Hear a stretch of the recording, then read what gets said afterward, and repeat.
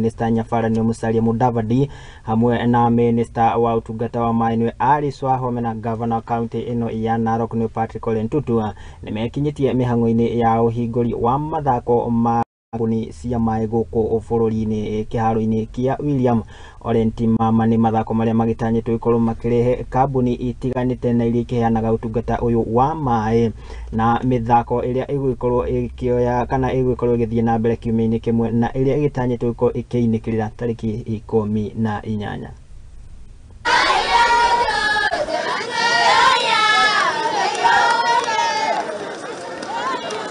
Narok hoye!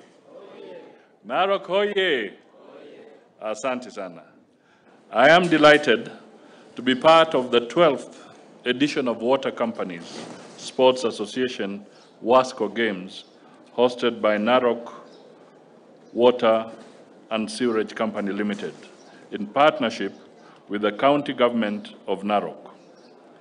The wellness of the organization depends on the well-being of its employees, which is very important in any workplace.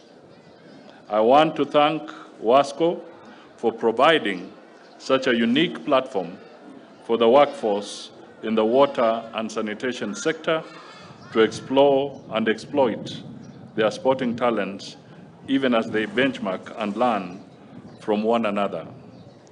Sports also promotes cohesion and team spirit among the water and sanitation sector employees, which is in line with the overall objective of Wasco Games.